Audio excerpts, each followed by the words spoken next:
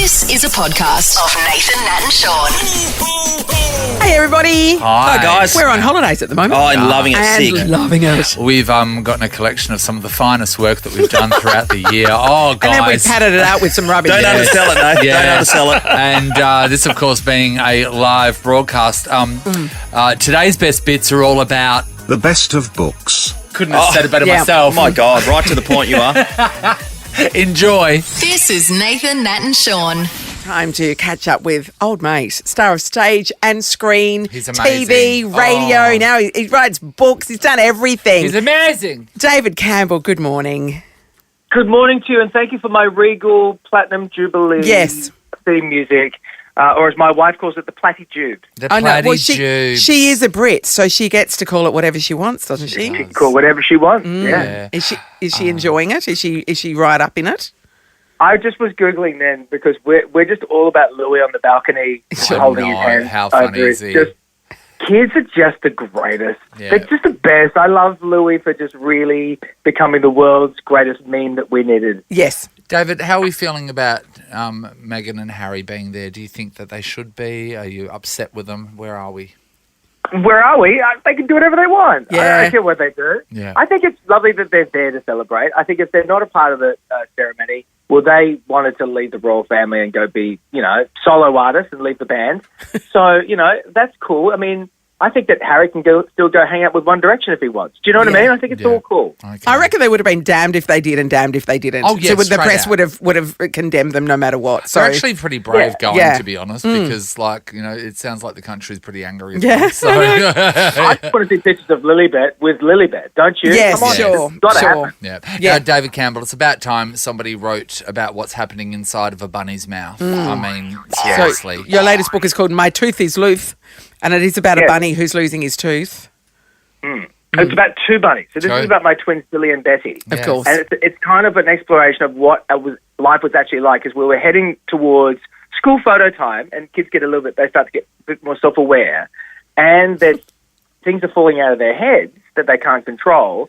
And one of the bunnies, which is Betty, in real life as well, is obsessed with the fact that she gets money out of it, Sure. of the tooth fairy. And the other one is like, no, things are falling out of my head. This is the worst day of my life, and we're having school photo. So it's about the same thing happening to do and two different reactions to it. Now, in the book, I've never seen a child's book that has a phrase like this: Billy, let's rip the teeth right out of our heads. Out of our heads right Can now. I also Is that a say- direct quote? Direct quote. Yeah, Billy, let's rip the teeth out of our heads right now. Betty has a future as a dentist, I would suggest. Hey, Betty, what's it was the- like once Betty got into like the fact that I'm going to get money for this, she's Yeah. like, she's trying to get every tooth out immediately. She's like, do you have those things, Dad, that I can grab pliers? Is that what they're called? Can I get some of those? She's really deeply into anything to do with cash. So My what- dad did that to me. He What? pulled a tooth out with a pair of pliers.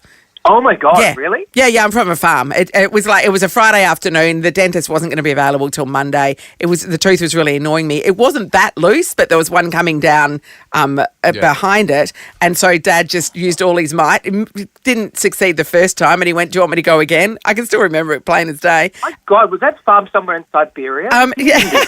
What? We call it time on the farm. He- It's the dark farm. We He call it. didn't even It's a they were dark just farm. dirty old pliers off the shed bench as well. Yeah, There was no Oh, sanitation. wow. Yeah. Back then, parents didn't Tough care. ass. Parents Tough didn't ass. care about like looking bad or our comfort. No. It was just like a tooth needs to be get Yeah, out, and we've got the a best problem. way to That's do is why- Going to fix it. smack him in In the the head. book, there's the string technique. Did you guys do the string technique? Which we did. yeah, I Like, think you try we and put it on the did door one. and Yeah. slam the door. Yeah, and Yeah. then other people, they were getting inventive and tying it to remote control cars Yeah. and stuff like that to Or make the it- dog, and then you throw the ball. Yeah.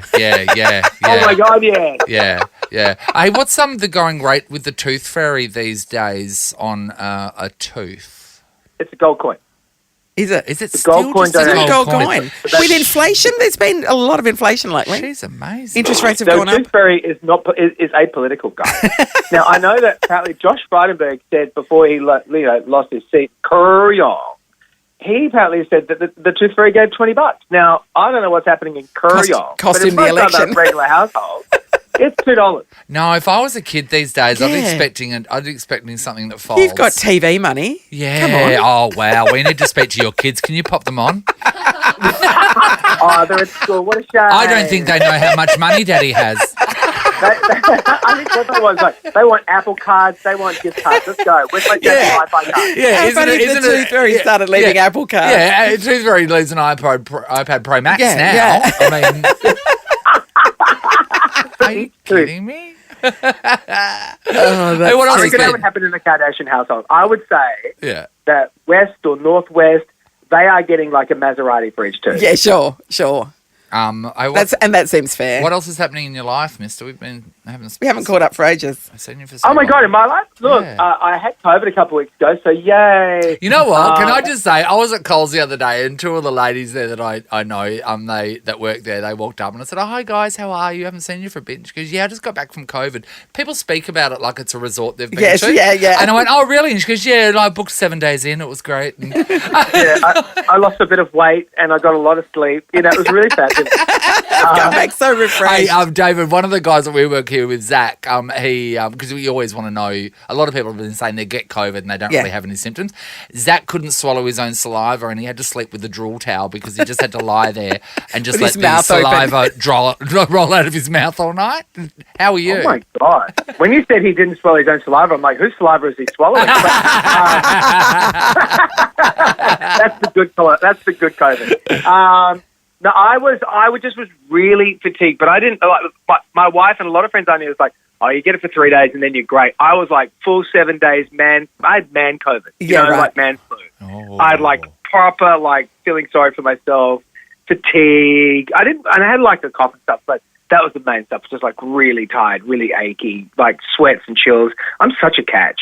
Oh, you're amazing. Your wife's a lucky woman, Wow. isn't she? She's so lucky. She was lying in bed with me, and I was like sweating out the sheets in the middle of the night. I'm like, "Oh my God, get me a towel! Come on!" I mean, you're lucky because our producer Amy, she sent her husband to the spare room when he had COVID. And then she realised how because my amazing family all it had is. COVID. Yeah. My family were all pre-COVID, so I was like, "You guys got to put up with me because you're immune now. So look after the old man." Oh, we've not had it yet. No. Oh, Well, you're everybody in in our team except for Harry who presses the buttons, he got it, but nobody else has had it. So I don't wish it on you. I really don't. And I avoided it for 3 years. Tom Hanks' wife tried to give it to me at the beginning, and I was like, no. And then 3 years later, I had avoided it, and I finally got it, and I was like, this will be fine. This is like a light version now. And it was like being absolutely mauled by a couple of dogs. Wow. All right. Hey, maybe there's a children's book in this. Yeah. The COVID bunny comes. What are you The COVID bunny. bunny? You don't get any money for COVID. I tell you what, the Easter Bunny's a lot more fun than the COVID Bunny. Yeah, totally.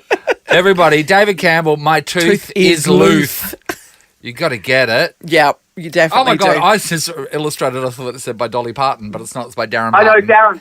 I see it every time because I've got bad eyes now. I'm like, oh. Oh my God, I mean, Dolly Parton's She's drawn a the very pictures. talented woman, so nothing would Let's just say surprise that. us. It'll get in the Daily Mail. It'll be law by the end of the day. Thanks for talking to us, Dave. It's always a pleasure. Happy Buddy Jubes. Bye. Bye, buddy. Cheers, Bye. bye. The Nathan, Nat and Sean podcast. Time though for our chat with Bobby Holland Hanton. Not a household name, but you might know him as Chris Hemsworth's stunt double. He has written a book as well for kids, The Adventures of Eddie and Flipboy. We caught up with him the other day. Let's have a listen. Bobby, I've had a look through your Instagram. You are a funny bugger. You should be in comedy. You're just so good. How many stunt people have turned into actors? Because you're gonna be in your own movies soon. You can just tell. Yeah, well, funny enough, we shot one. We shot one at the end of 2019, beginning of 2020, which Matthew Vaughn is picked up and producing. So it comes out hopefully later this year. And we've got plans to make another one as well. So I'm kind of hoping I can, have a go at that as well as stunts and writing children's books. So, just before we get stuck into your children's book, I was wondering, when you become an actor, are you allowed to do your own stunts with the insurance? Or does Chris Hemsworth have to do your stuff? What happens then? Listen, I'm thinking about getting him on the phone and see if he'll come and be my stunt double. He's had enough time acting. What about you? The tables have turned. Oh, isn't that hilarious? Well, That'll be great. The Adventures of Eddie and Flipboy. Can I just say, we speak to a lot of people that write children's books, Bobby, but this is the first one that I've seen that has chapters. Well done, sir. Well done. You've levelled up. Yeah, thank you very much. Yeah, and it's got some at the back of the book. It's got some basic nutritional tips and training tips for young kids to have a go at as well. So I think it's it's a good message, and it also gets kids a bit more active, which that's what we all want, right? Yeah, absolutely. No, I looked in the back before, Bobby, and they're not just tips for kids. Who wouldn't want to be doing? Sean's done the routine already. This will be my routine for this afternoon, so I'm really happy with it. Bobby, we did mention earlier on, for those who've seen Bobby's work, by the way, he's been a stunt double for Chris Hemsworth. We did mention that kind of stuff without going into it, but Thor, all the big movies that Chris has been in, and others, and of course. James Bond as well. That kind of started it all off for you. Daniel Craig stuff. Yeah, James Bond. Yeah. It's a great story, actually. I was 23 and I was actually training for the UK stunt register to be qualified in film and TV. And I had 4 of my 6 skills. You have to qualify in 6 out of like a possible 12 here in the UK. And I had a phone call about, I don't know, I think it was like 10 in the morning on a Monday. And it was someone saying, look, can you come and audition to stunt double for James Bond in Quantum of Solace? And I literally thought it was a mate that was winding me up. I was like, so for about a minute, the phone was like silent. And I was like, oh, this is actually legit. I was like, yes, sir. Yeah, what do you want me to be, sir? To the stunt coordinator. So Monday mornings at Palmer Studios, went through a vigorous, physical, test and got the job. And that was 15 years ago. I'm 38 this week. So yeah, it was a long time ago, but that was my first introduction into stunts in film and TV, and it was right at the top with the best team. So I learned on the ground running. It was good, real good experience. Did you ever consider any other careers, or were you certain that this is what you were going to head towards? Well, gymnastics was from the age of 4 to 17, I was a gymnast, and I competed for Great Britain. I retired when I was 17. All I had in my mind as a kid was I wanted to go to the Olympics. There was an ex-gymnast called Vitaly Sherbo from the Belarus that was the Olympic champion in Barcelona in 92. And I was just like, that is who I want to be, and I want to go to the Olympics. And when that dream got cut short at 17, I was kind of like, what do I do now? I went and played semi-pro football for a few years. But I really felt like that. I had like a physical degree. What I did as a kid, that hard work I put in as a kid really put me in good stead for especially what I do now. So I think I was pretty lucky with that. And my mum was very stern in making sure that I didn't give up gymnastics. I'd kick and scream sometimes, but I want to go and play football. I don't want to do gymnastics anymore. And she'd be like, no, you're going to go and do this. We're going to, you're going to thank me in the end. And now I do thank her massively. Now you also did stunts on what Ryan Reynolds calls one of the biggest crimes against movies, and that is Green Lantern. Were you the Green Lantern stunt guy? I don't know what you're talking about. We don't bring it up. Deny. I was Ryan Reynolds' stunt double, one of his stunt doubles on that film. And at the time we were making it, I was like, this is going to be amazing. And it didn't quite land. But we worked hard on it. We did some good stuff on it. Yeah. But I like the fact that Ryan Reynolds just takes the piss out of it. It's and John Carter as well. So in John Carter, I don't know if you guys seen it. Like, there's no gravity, so basically he can just like sort of jump really high and stuff. Did you do the wire work on that, or is that something that an actor can do? A lot of actors do, and I think fortunately for me, being Chris's stunt double for 10 years, he's so athletic. He can do most of the things himself anyway, but because of insurance reasons and time and schedule, it's just better if I do it while he goes and does what he needs to do. So I think, a lot of actors can do it. And I was only actually on that film, I think I did about 2 or 3 weeks, and then I actually went to New Orleans to do Green Lantern instead of finishing John Carr. So I don't know which was the worst out of the two, but there was a hell of a lot of wire work on both of those films. So yeah. Nathan, Nat, and Sean. Time for the rest of our chat with Bobby Holland Hanton, Chris Hemsworth, stunt double, among many others. He does it for other people too. Oh, he's done every movie. If you Google he has not done a movie that is on a shoestring budget. Oh, no. It's all the blockbuster, big stuff. Let's have a listen. Hey, Bobby, one of the things you talked about a lot is the fact that you practice all these stunts over and over to make sure you don't hurt yourself, obviously. So there was one that I was looking on your socials that you did was an ad jumping off a high dive board through a car that was suspended, and the car hadn't been modified at all. So how the hell do you practice diving through the doors of a car that's into a pool? That's unbelievable. There was a little bit of trickery. We did actually do it for real, I will say that, but it was a little bit of trickery. So I dived off of the 10-meter board. I did either a swan dive or a front somersault and into a swan dive, hands first. And then we put the car in, and they attached cables to my ankles, and they took me up 17 meters through the car, obviously backwards to the top. And then they literally, on action, they just dropped it, and it full speed through the car and just stayed in a dive position. I had a pair of Speedos on. I hope this goes right. And it luckily it did. But it was pretty gnarly. Because we shot it in the morning for the sun, where it was in the morning. And then when the sun was in a different place in the afternoon, it was a little bit more windy. And once they called action and dropped me, there was no way of them being able to stop me. So if I was offline, we had to like stop. So a couple of times it got a little bit hairy. It got 3, 2, 1, and I was like, no, it's too windy, and they stopped. So looking back now, it was pretty full on. But it was one of my first ever big gigs, really. It's actually in Barcelona where they shot the Olympics. So it was full on. Yeah. Have they ever on paper come up with a stunt and you've gone, no? Yeah, you cannot safely do that, and you've had to scratch it. Luckily, no. I think everything that we've, has been put in front of us, we've rehearsed it and broken it down into small increments to make it safe and make it repeatable. So we always find a way of getting round what we need to do. And I think the most important thing is like pivotal in that is the safety side of things. We spend a lot of time and kind of move up in small little increments to get it correct and like I said, repeatable on the day. So no, nothing yet is. And hopefully it doesn't. I hope everything gets put. I hope we can find a way around it. Bobby, famously, stunt doubles and the like, nobody knows who they are because it's a very background job. But yet, you're the star of an iSelect ad. How did that come around? That's a good ad too. I love it. Yeah, that came around, and thanks to iSelect, the amazing group of people that contacted me, and thanks to Chris as well, that was so cool about the script of basically making fun of him. And he's like, yeah, dude, you need to go and do this. This is amazing. Go and do it and have fun. So I was supposed to fly over to Australia to shoot it, but we were actually shooting Extraction 2 in Prague at the time. So they sent a crew over with the script. And I was like, this is so fun. Yeah. And I loved just messing around with it and having fun. So it worked out pretty well. And I hope to get to do another one with those guys because it was a lot of fun. Yeah, it looked really funny, actually. Awesome. I just want to go back a second when you talked about when you have to go through qualification, if you like, to become a stunt double. Do you get an ID card that you can put in your wallet? A secret badge? What do you do? What kind of percentage did you get in your test run? Did you have to get above 70%, 80%?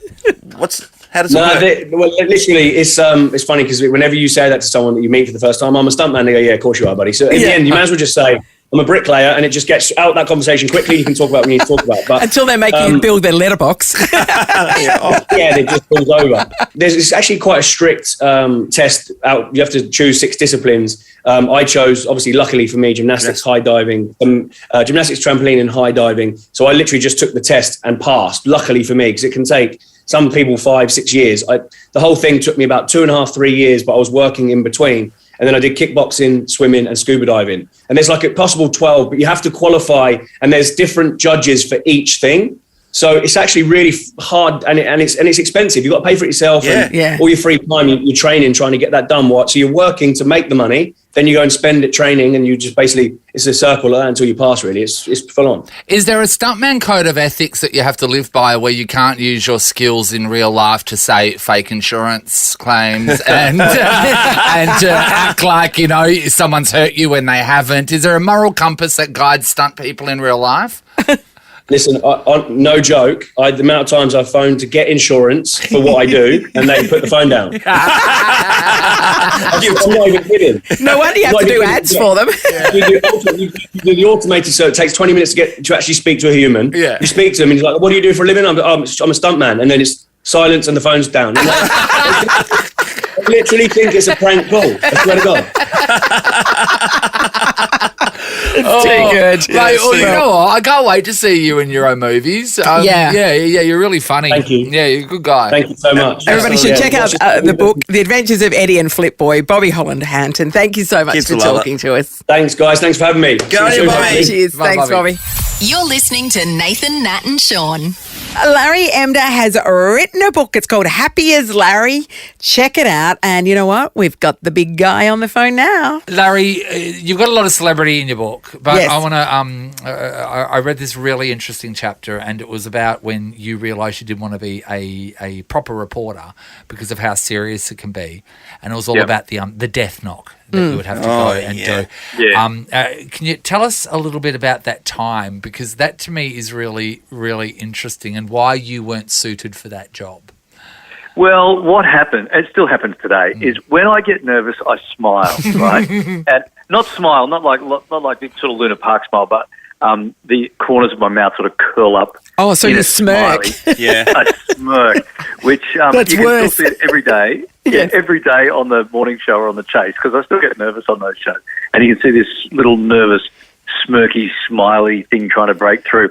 But as a serious news reporter, that was never going to work, right? So I was doing live crosses into the news for some pretty serious events, and, I'd end up with this silly little nervous smirk. So the news boss called me in and said, "Get out of it. You're gone. Forget working in the newsroom. You'll either sell Amway or be a game show host." Oh, well, it was right. So this is the thing, right? So then you got the job that most reporters don't want to do, and that is getting all the fluffy sort of cat up the tree sort of stories, Yeah. and like a lot of animal stories. Yeah. So then you were dubbed the dog reporter.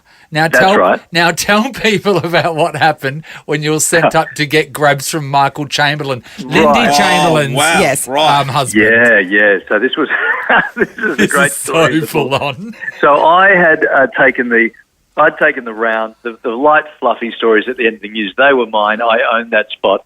And my nickname then was the dog reporter. And I loved Yes. it. I would introduce myself to people. "G'day, I'm Larry, the dog reporter." Anyway, they find Azaria Chamberlain's matinee jacket. And this was a huge deal if you're familiar Yes. with Well, it turned the Azaria case. Yeah. It turned the case. So I was the only reporter sitting in the newsroom at the time who could jump in the chopper and fly up and interview Michael Chamberlain, the father, Azaria's father. And Yep.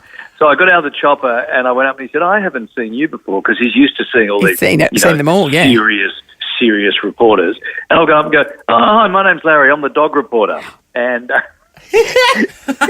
introducing yourself to someone whose daughter was taken by a dingo. A dingo. Yeah, a dingo. Well, I mean, you're a specialist in the field, so I see why they Yeah, sent that's right. you. I was the man for the job. Jesus. Larry, what was the answer? Larry. What was the answer to that? What did he say? I don't remember any words. Yeah, I just think a I heard blur his after L1. that. I heard his L1 and L2 dislodge in his back. Yes. I don't remember any words. Larry, I laughed out loud this Yes. morning when I read that. I thought that was so funny. The amount of times that you say something and then after you go, "Oh no, Oh, no, that was bad. No. Yeah. And I remember the poor cameraman, like I was a senior cameraman, and I remember just hearing him go, Of all the people to say it to. Amazing. Hey, Larry, I know that you were on The Castle, right? You just did a bit of a cameo Yeah. there, just a short one. And obviously that's an iconic movie. Gets played regularly all over and over again. Do you get any Royalties, yeah. residual money? You nothing. barely got any money. Nothing. And not only do I don't get any royalties, but all I get is people saying, "Do you get any royalties for that?" Because they keep playing it. Yeah, they do. That's really salt in the wound, isn't it? Don't you really wish you got royalties from people asking you about royalties about the castle? If only I had a royalty for every time someone asked me about a royalty. What did they pay you, Larry, for that? I reckon, $126, something like that. But it's still regarded, because I was hosting The Price is Right in that segment. Yeah. So it is still regarded as the best portrayal of Larry Emdur playing Larry Emdur hosting Yes. The Price is Right. Yes, there's a Loki in that, I'm sure. Larry, the process of writing a book, I mean, it's daunting, and I mean, you still got a lot of your life to live, so it's not like you're on your deathbed or anything. But thank you. did you find what did you leave out? Is there juicy stuff you left out?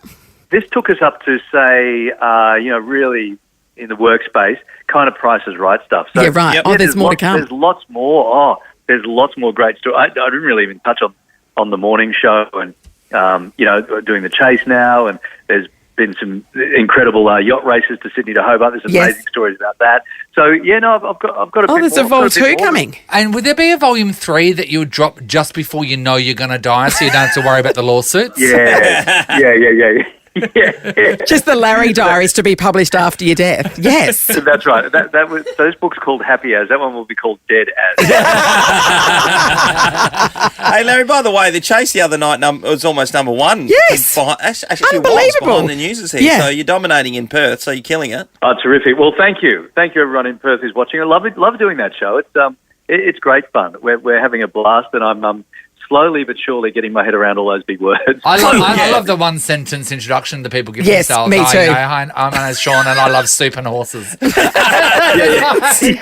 Just so random. I just love the summation of their entire the existence. things they put together, and this is me. I know. I mean, how do you sum up in one sentence a life of collecting seahorses? It's very difficult. Yes, that's true. That's true. Hey, you know what, Larry, about the book though, when you're talking about the stuff you used to get up to when you're younger, and a lot of it illegal probably to these standards, but that's what we all kind of did, and it's a real walk down memory lane for everybody because people everything's so relate. serious these days. You relate to it straight away. Yeah.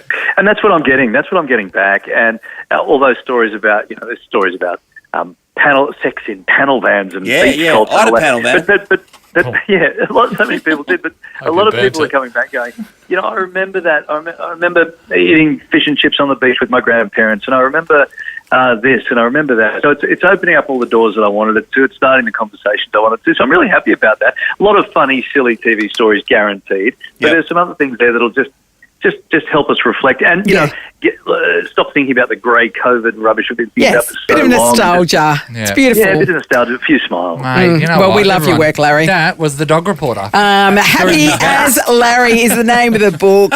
Stories of summer childhood and the magic of family. And you taking credit for Rove McManus's career. We love it. We love it. We're all on board. Thanks, Larry. Thanks, guys. Thanks so much. Good on you, Larry. Cheers, bud. Thanks, guys. Thanks heaps. Nathan, Nat and Sean in podcast form. The 100 with Andy Lee on Channel 9. Yep. And he's also written a new book, Do Not Open This Book for Eternity. It's really on a theme there. Andy Lee, good morning. Hello, guys. How are you? Andy. Andif, how are you? Are we repaired from Frio's loss? I mean, how's West Australia feeling? Well, How are you feeling, Sean? Well, Sean said they were definitely going to win. So... But here's the thing, Andy, as you know, both our footy teams lost at the hands of Collingwood, Nathan. You know Collingwood supporters. You don't know much about footy, but Collingwood supporters. Being done by Collingwood, both our teams. Stings. It hurts, Andy. Yeah. I mean, I was barracking for the Dockers more than anything.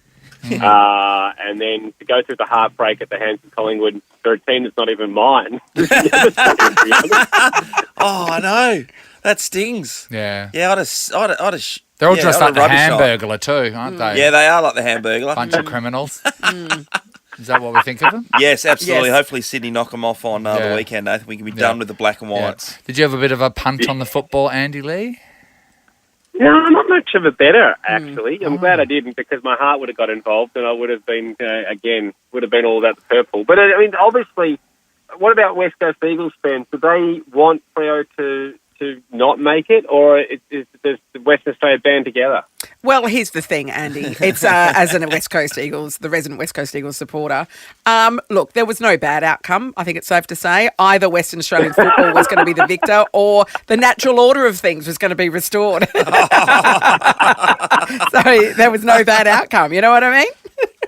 Yeah, I can totally understand what you're saying. Oh, God. I was just wondering if you did punt on things, because I thought you would have lost some money on the weekend, and that would explain why the fact that we're talking about your book, and for the first time we don't actually have a copy here. Yeah, it's I just wonder if interesting. things are going well, or obviously you've hit hard times, Andy. Well, the main reason you don't have a copy is because my mate Hawks from high school is the book publisher, and he's bloody useless. So I think he was meant to be sending them out to you guys. If they will arrive, I promise. No, don't worry about it. But it's all right. It'll get there. Hopefully, it's still relevant tomorrow when it arrives. Yeah, well, Andy, I was looking at some of the Yes. stuff we've got on your press Ridiculous. release. This is amazing to think this. I mean, it's been translated into 35 languages. This is a lot of your books, by the way. Best-selling picture book in Brazil, Portugal, France, Italy, Iceland, Japan, Spain, and throughout South And America. it's on Are you official joking? state school reading programs in several of those countries as Yep. well. They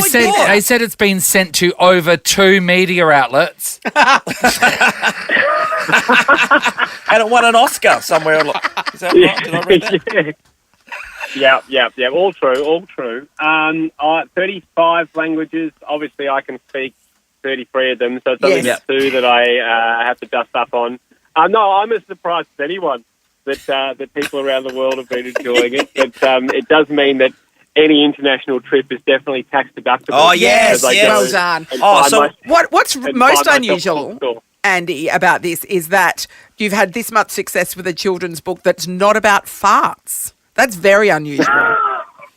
I know. I think, I'll run out of ideas and I'll definitely go down the fart path at some Okay. point because apparently kids love it. They do. But yeah, I like to claim that it's all about the words, but everyone knows it's the illustration. Although when we're discussing the royalties with my illustrator, Heath McKenzie, I definitely say that the words are what draws the kids. Yeah, in. of course. Yeah. Are you going sure. to have the book age with the audience as well? I can see in the future, I do not open this book because it's got naked pictures of your parents in it. Oh yeah. I thought you meant it might have been do not open this door when you're 15 years old and go to the bathroom. Do not open this book. The pages are stuck together. Is that what you mean? Good idea. Not a bad idea. Yeah, well, this is my 8th book, so 8 years, so I've probably got 6 more years before we enter into that phase. Hey, Andy, what's going on with 100 this week Yeah. too, mate? Sophie Monk is back on with comedian Troy Kinney, which, is so much fun. For people who haven't seen the show, essentially we let 100 Australians decide anyone's, a lot of different questions and find out what the habits of all Australians are up to. My favourite segment's been Couples Court. I'm not sure if you guys want to use it or not, but essentially couples come on and explain their relationship problem where they both still think they're in the right, and then you let 100 Australians decide who is in the right for once and for all. So is there anything in your lives that between your partners that you'd like me to raise on the 100? Well, I guess this is a question for Sean. Sean. Well, Andy, I don't know. I might have to fax you something. Anyone use fax these days? I've got 100. I've got a list of 100, and actually No, often. that's the name of the show. Oh yeah. Often when I'm having a dispute, I would always say to my Mrs. Megan, mate, if this was a court of law, I would win this hands down. And this is exactly what the 100 is. Because people are having their opinions, they get to listen The to both People's sides. Court. Mhm. Yeah. Yeah. What about you? What about in your relationship?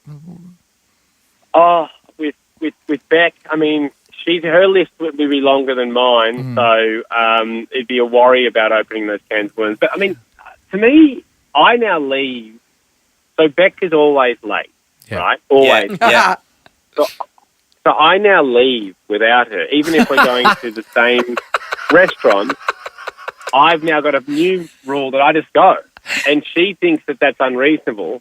I think it's fine. I think it's and fine. actually it's quite good for our relationship as well, because what happens is I get to the bar or at a restaurant and I go have a drink at the bar by myself and I check the footy scores and I'm relaxed there rather than sitting downstairs on the couch waiting for her to get ready. And then she normally is about half an hour late. Yeah. And she arrives and then I'm like, oh, you look beautiful. It feels like kind of a first date. So you get this kind of different romance with, as opposed to me yelling at her from the lounge room going, we've got to go.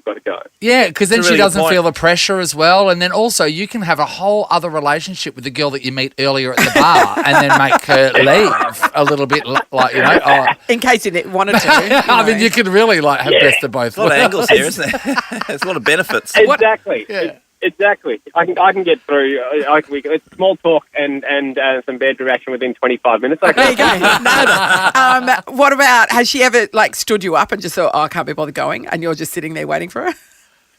I have thought she'd stood me up before because the longest she's made me wait was close to an hour. Oh. And it was the restaurants around the corner from our house. So I do after about half an hour. I always text and say, "Are you still coming? Are we all good?" Because I know she doesn't love the fact that I leave. But yeah, she just does a lot of outfit change, more outfit changes than a Beyonce concert. Wow. Isn't that amazing? Because the one way you can shut down dinner if you did want to just go is when she rocks up an hour later on, just look at her and go, this isn't an hour's worth. Oh, Nathan. We dare you, Andy. Yeah. We dare you. I dare He you wants to next leave. time. I He's thought- got And then another film book to it. write. Film it. I thought you were using the time to make yourself look good. Yeah. No, we've just lost the Queen this week. We're in mourning for that, so I don't want to die as well. We don't Sure. need the nation to mourn about two different people. That's a great. So That I is think very I'll considerate give of it- you. Yeah. How did you go Give with it the? strong pass. How are you feeling about the Queen and the fact we've got a new king and everything?